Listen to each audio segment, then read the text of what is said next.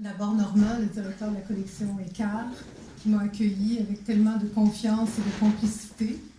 Anne-Marie Villeneuve, Luc Roberge, les éditeurs, Élisane Crevier à l'assistance à l'édition qui m'a beaucoup accompagnée pendant la période de révision linguistique, la production du livre et tout ça, ça a été vraiment magnifique.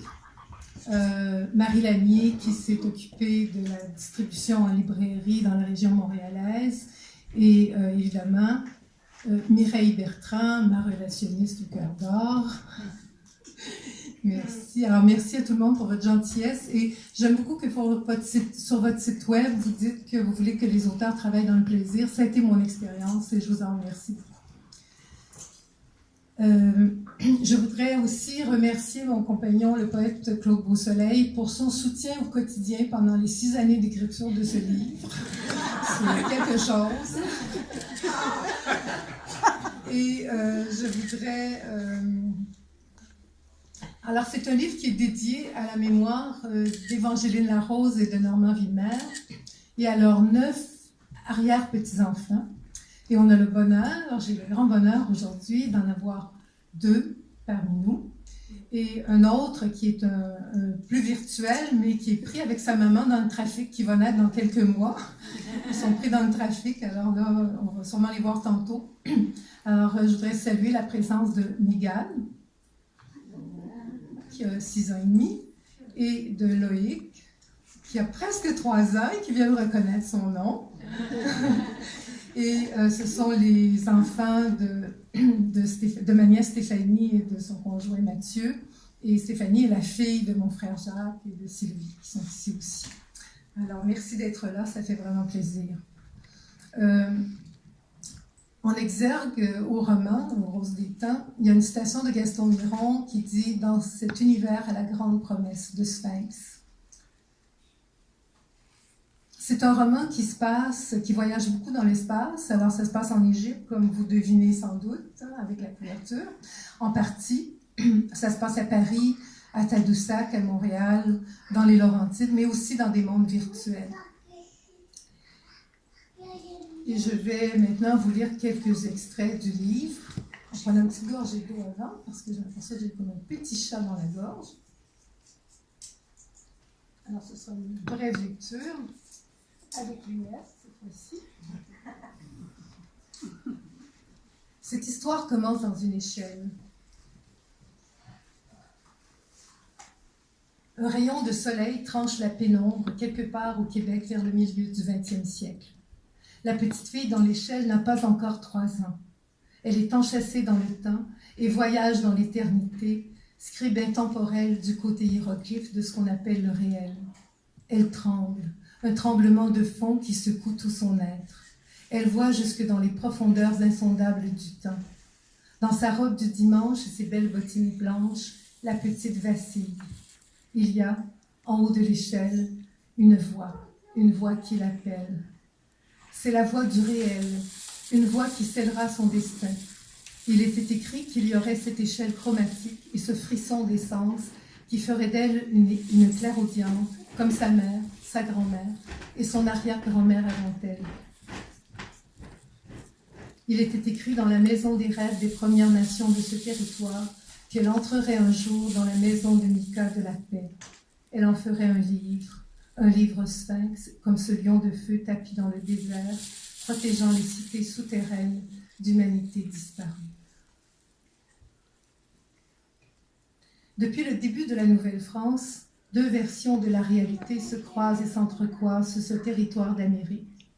À l'écoute de leurs rêves, communiquant par transmission de pensée à travers les vastes étendues de la forêt boréale et de la toundra, les nomades arrivés à pied de Sibérie il y a des millénaires ne disposent d'aucun système d'écriture pour préserver leurs mythes et leurs langues ailleurs que dans les mémoires. Au cours du temps, leurs filles s'accoupleront avec les coureurs des bois venus de France, lestés de leurs chansons, de leurs légendes, de leurs poètes et de leurs archives. Peu à peu, les autochtones perdront une bonne part de leur identité, léguant néanmoins à leurs arrière-petits-enfants, métissés et urbanisés, le don de capter les mondes subtils. Jour de mai. Une grande marée la traverse, emportant encore un peu de douleur et de plaisir. Elle va mourir, c'est donc ça. Le parfum des arbres en fleurs entre par la fenêtre ouverte. Le printemps a éclaté prématurément, de sorte que les cerisiers, les pommetiers et les lilas fleurissent simultanément, répandant leur fragrance subtile. Maman se laisse doucement glisser vers sa fin. Elle va bientôt s'éteindre au bout de son souffle. Le temps passe, la chambre baigne dans le soleil couchant. La rivière des prairies brille, serpent liquide se coulant dans Montréal en fleurs. Elle se met à tousser, retombe sur ses oreillers, les yeux fermés. Un sourire illumine fugitivement son visage. Quelqu'un a pris sa main dans les siennes et caresse le réseau de veines violacées. La marée la soulève jusqu'à la crête d'une immense vague. Petits enfants, prenez garde aux flots bleus qui font semblant de se plaire à vos jeux. Il fait chaud, il y a beaucoup de monde. Le parfum de fleurs blanches de cette nuit de mai pénètre dans la chambre. Elle vogue, portée par le son des voix familières. Elle navigue dans le flux et le reflux océanique. Les voix s'estompent, quelqu'un éteint. Il fait encore chaud, trop chaud. Elle se rendort d'un sommeil lourd. Elle dérive dans un noir opaque quand une canne de toux la réveille. Quelqu'un ouvre grande la fenêtre et ramène le châle autour de son cou, pose une main sur sa main.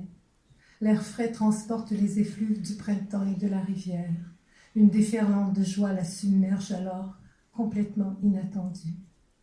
Une autre vague la soulève. Elle n'entend plus que des murmures, mais elle sent des lèvres sur son front, une main sur son cœur. Une lame de fond l'emporte vers le large.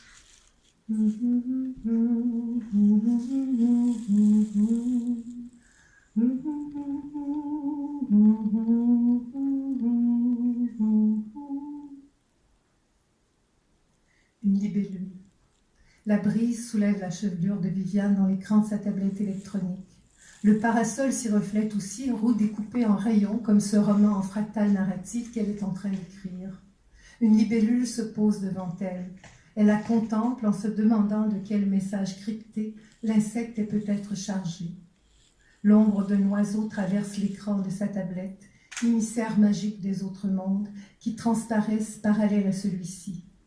Viviane se demande comment raconter une histoire se déroulant dans plusieurs dimensions à la fois. Autant commencer par celle-ci, faite de silence et du bruissement du vent dans les épinettes. Le soleil brille sur le clavier tactile, l'ombre du parasol se déplace vers sa droite à mesure que le temps file. Une cigale stridule pour signaler qu'il est temps de shifter de ce monde au suivant. Et pour terminer, quelques 400 pages plus loin, un petit extrait de La fleur à la couleur.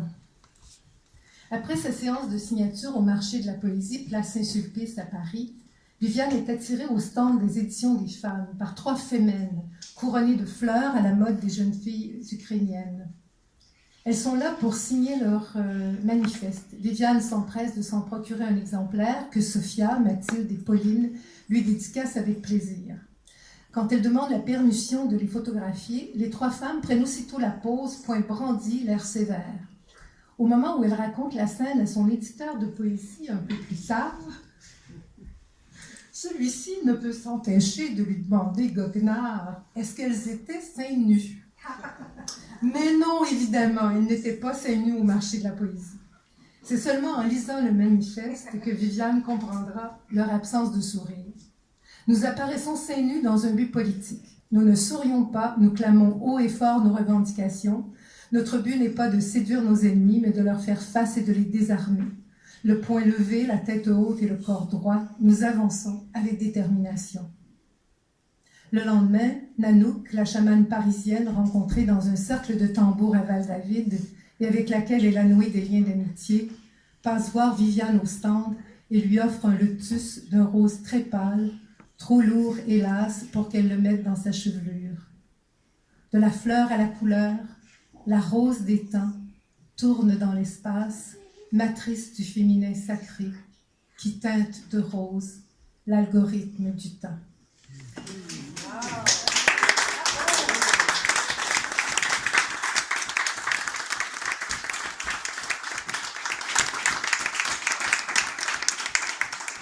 Alors, merci de tout cœur d'être venu célébrer avec nous la parution de ce roman dont je suis très très fière, et merci encore à toute l'équipe et au grand druide de André d'Orsonnance qui est parmi nous aussi.